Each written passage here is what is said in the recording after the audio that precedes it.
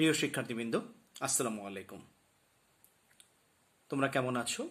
আশা করি বরাবরের মতো তোমরা ভালো আছো। আমি মোহাম্মদ জান্নাতুল মাহমুদ, প্রভাষক প্রাণীবিদ্যা, সরকারি শামসুর রহমান কলেজ, গোসাঘাট, শরীয়তপুর। শিক্ষার্থীবৃন্দ, তোমরা জানো যে আমরা তোমাদের জন্য কিছু ক্লাস আমাদের এই চ্যানেলে আমরা আপলোড করছি। সেই ক্লাসগুলো আশা করি তোমরা দেখছো। শিক্ষার্থীবৃন্দ, আজকে আমি এইচএসসি ব্যবস্থাপনা বিএম কম্পিউটার অফিস অ্যাপ্লিকেশন 1 একাদশ শ্রেণী এই বিষয়টি নিয়ে আমরা আলোচনা করব। শিক্ষার্থীবৃন্দ, প্রথমেই চলে আসে প্রশ্ন কাঠামো ও মান বন্টন। এটি তোমরা নিশ্চয়ই বুঝতে পারছো যে আমাদের প্রথম ক্লাসের বিষয়বস্তু ছিল। আমরা জানি একটি কম্পিউটার কিভাবে কাজ করে। অধ্যায়ের নাম হচ্ছে কম্পিউটারের প্রাথমিক ধারণা। আমরা জানি, আমরা ইতিমধ্যেই পড়েছি কম্পিউটার কি, কম্পিউটারের বৈশিষ্ট্যগুলো কি কি, অর্থাৎ দ্রুত গতিতে কাজ করতে পারে, স্মৃতি সংরক্ষণ করতে পারে, যুক্তিসঙ্গত সিদ্ধান্ত দিতে পারে, স্বয়ংক্রিয়তা রয়েছে, এর ক্লান্তিহীনতা রয়েছে। অর্থাৎ মানুষের মাঝে যে ক্লান্তিহীনতা রয়েছে, কম্পিউটারের মাঝে কোনো ক্লান্তিহীনতা নেই। উপাত্ত প্রক্রিয়াকরণ ক্ষমতা, ভুল শনাক্তকরণ ও সংশোধন, এই বিষয়গুলো তোমরা জানো। আজকে আমরা যে বিষয়টি নিয়ে আমরা আলোচনা করব সেটি হচ্ছে কম্পিউটারের প্রজন্ম। দেখতেই পাচ্ছ তোমরা, কম্পিউটারের 5টি প্রজন্ম রয়েছে। এর মধ্যে আমরা এখানে যে প্রজন্মগুলো পেয়েছি, প্রথম প্রজন্ম 1946 থেকে 1958 সাল পর্যন্ত, দ্বিতীয় প্রজন্ম 1958 থেকে 1965 সাল পর্যন্ত, তৃতীয় প্রজন্ম 1965 থেকে 1971 সাল পর্যন্ত, চতুর্থ প্রজন্ম অর্থাৎ বর্তমানে যে প্রজন্মটি রয়েছে সেটি হচ্ছে 1971 সালের পর থেকে আমরা এই বর্তমান কালের বা বর্তমান প্রজন্ম পাচ্ছি। শিক্ষার্থীবৃন্দ, এবং সবশেষে পঞ্চম প্রজন্ম, যা আসলে ভবিষ্যতে হবে বলে আমরা আশাবাদী বা আমরা আশা ব্যক্ত করছি। শিক্ষার্থীবৃন্দ, আজকে আমরা এই বিষয়গুলো বা এই প্রজন্মগুলো নিয়ে আমরা আলোচনা করব। প্রথম প্রজন্ম, যেহেতু এই 50 দশকের কম্পিউটারকেই প্রথম প্রজন্মের কম্পিউটার হিসেবে গণ্য করা হয়ে থাকে, তোমরা জানো সে সময় কম্পিউটারের মূল যন্ত্রাংশ ছিল বায়ুশূন্য টিউব। এই যে ছবিতে তোমরা দেখতে পাচ্ছ, ভ্যাকিউম টিউব বা বায়ুশূন্য টিউব। হাজার হাজার ডায়োড ছিল, ট্রায়োড ছিল। এই যে দেখো, এটা হচ্ছে আমাদের কি, এই দেখো ডায়োড এবং ট্রায়োড। রেজিস্টার ছিল, ক্যাপাসিটর ছিল। দেখি আমরা ক্যাপাসিটর দেখতে পাই কিনা। হ্যাঁ বন্ধুরা, এই যে ক্যাপাসিটর গুলো তোমরা দেখতে পাচ্ছ, তোমাদের বাসায় অনেক ক্যাপাসিটর থাকতে পারে, বিশেষ করে যখন আমরা ফ্যান লাগাই, ফ্যানের মাঝে এরকম কিছু ক্যাপাসিটর রয়েছে। কম্পিউটারগুলো আকারে অনেক বড় ছিল। টিউব ব্যবহারের জন্য বিদ্যুৎ খরচও পড়তো অনেক কম। বিদ্যুৎ খরচ অনেক কম নয়, আসলে অনেক বেশি পড়তো। প্রথম প্রজন্মের কম্পিউটারের গতি ছিল 3000 থেকে 5000 সেকেন্ড। আমরা বুঝতেই পারছি শিক্ষার্থীবৃন্দ। এরপরে রয়েছে আমাদের দ্বিতীয় প্রজন্ম, কম্পিউটারের দ্বিতীয় প্রজন্ম। শুরুতেই কিছু পরিবর্তন আসে। ভ্যাকুয়াম টিউবের পরিবর্তে ট্রানজিস্টরের ব্যবহার শুরু হয়।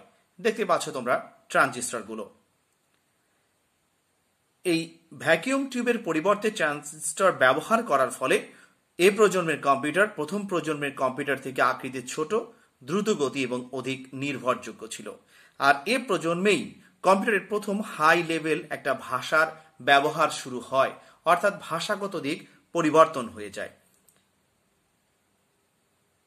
কম্পিউটারের সঞ্চয় মাধ্যম হিসেবে, সঞ্চয় মাধ্যম মানে জমা করে রাখতাম বা জমা করে রাখা যেত সঞ্চয়গুলো, অর্থাৎ আমরা সেভ করে রাখতে পারতাম। সেটা কি, এই যে দেখো, এটাকে আমরা বলি হচ্ছে চৌম্বক চাকা। এর মাধ্যমে মডিউলার ডিজাইন ব্যবহার করে সার্কিটের যে প্রধান ইউনিটগুলো, এগুলো আলাদা বোর্ডে তৈরি করা হয়েছিল। শিক্ষার্থীবৃন্দ, এটি হচ্ছে আমাদের দ্বিতীয় প্রজন্ম গেল। এরপরে আমরা চলে আসছি তৃতীয় প্রজন্ম। তৃতীয় প্রজন্মের কম্পিউটারের একটি উল্লেখযোগ্য দিক হলো সমন্বিত চিপ। তোমরা জানো ইন্টিগ্রেটেড যে চিপগুলো রয়েছে আমরা এর আগেও আলোচনা করেছিলাম। এতে অর্ধপরিবাহী ডায়োড, ট্রানজিস্টর এবং ইলেকট্রনিক্স কিছু যন্ত্রপাতি আমরা ব্যবহার করেছিলাম। এর ফলশ্রুতিতে কম্পিউটারের আকার ছোট হয়, দাম কমে যায় এবং বিদ্যুৎ খরচও কম হয়। কাজের গতি ও নির্ভরশীলতা বহুগুণে বেড়ে যায়।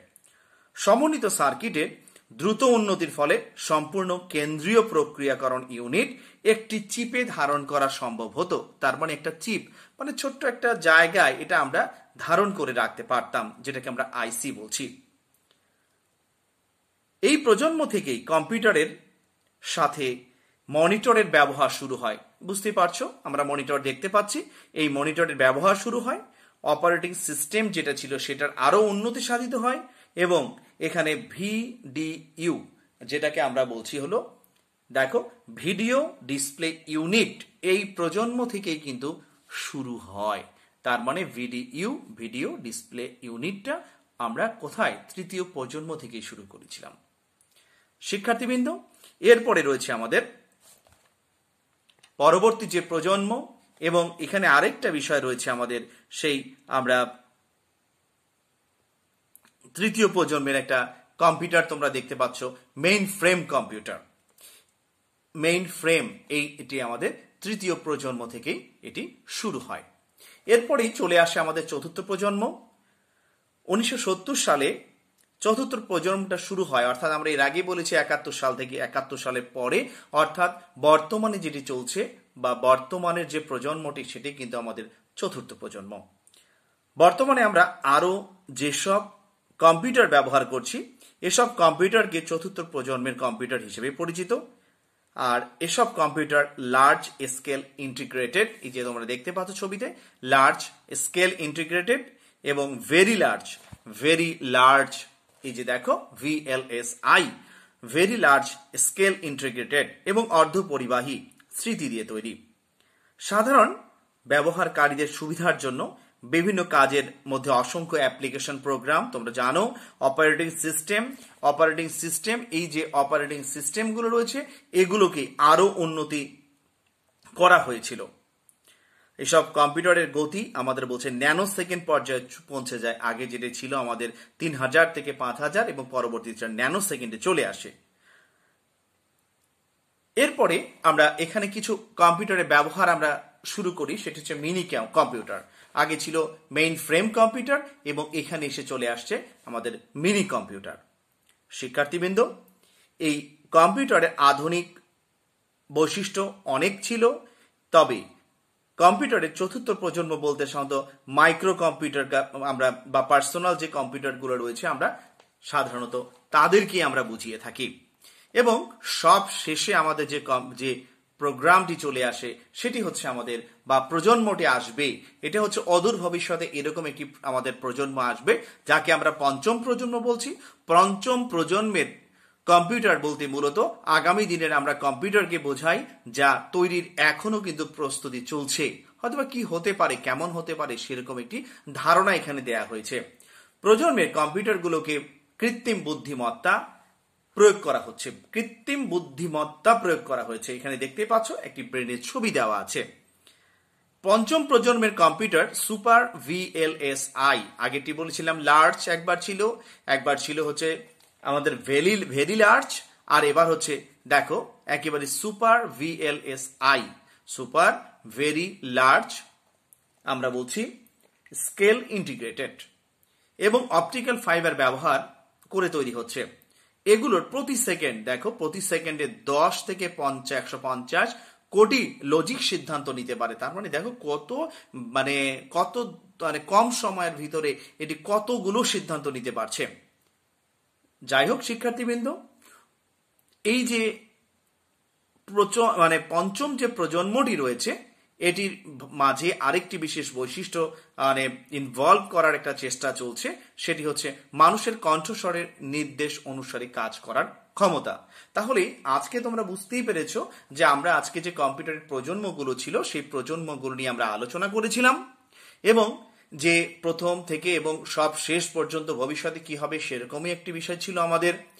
আচ্ছা, যাই হোক শিক্ষার্থীবৃন্দ, আজকে আমরা যেহেতু প্রজন্মগুলি নিয়ে আলোচনা করলাম, তোমাদের হয়তোবা ভালো লাগতে পারে এবং পরবর্তী যে ক্লাসগুলো আমাদের হবে সেই ক্লাসগুলো তোমাদের ভালো লাগবে আশা করি, এবং যে ক্লাসগুলো তোমরা এতদিন দেখেছো সেই ক্লাসগুলো নিয়ে বা ভালো করে একটু দেখার চেষ্টা করবে, তাহলে কিন্তু তোমাদের পরীক্ষার মধ্যে কি রেজাল্ট ভালো আসবে।